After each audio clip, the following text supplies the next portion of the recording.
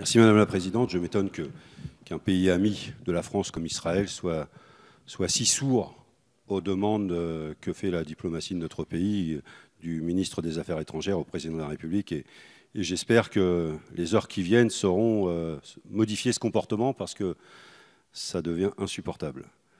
Le conflit en Syrie, on va changer de lieu géographique, s'intensifie et se complexifie. Il semble que notre diplomatie perd de sa portée ainsi que de sa cohérence. La politique turque à Afrin, je vous ai déjà interrogé, Monsieur le Ministre, dessus, n'a été que trop peu condamnée.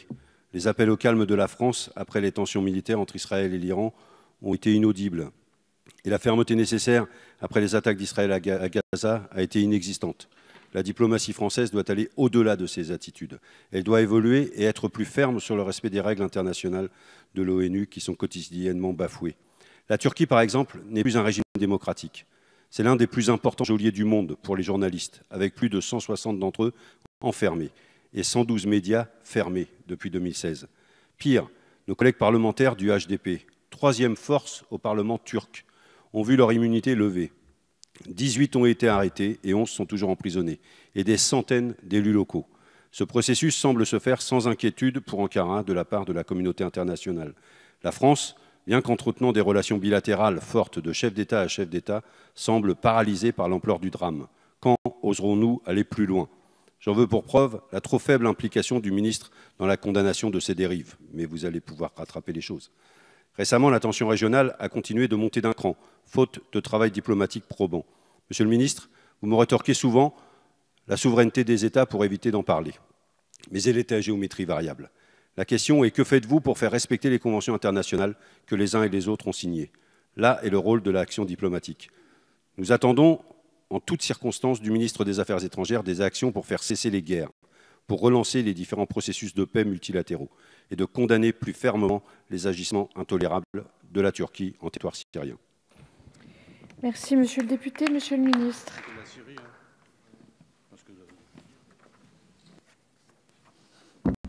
Sur la situation en Turquie elle-même, Monsieur le député, nous avons l'occasion de dire les choses très fortement aux principaux intéressés, à commencer par le président Erdogan. Et à chaque fois que je me suis rendu en Turquie, j'ai eu l'occasion de le dire et parfois de le faire avec des résultats.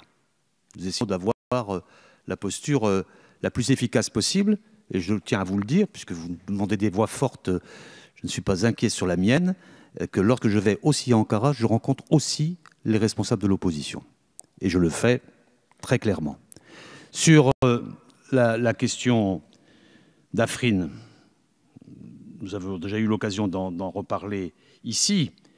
L'opération lancée par la Turquie pour sécuriser sa frontière est pour nous une source d'inquiétude. D'abord parce que la campagne contre Daesh n'est pas finie. Ensuite parce qu'elle intervient dans un contexte particulièrement dégradé en Syrie, sur fond de désastres humanitaires en cours dans la zone de Ghouta Est et à Idlib. Et enfin parce que cette incursion turque comporte un risque d'escalade, particulièrement parce qu'il faut tout dire, depuis que le régime intervient à la demande des Kurdes et cherche aussi à se déployer à Afrin avec des milices iraniennes.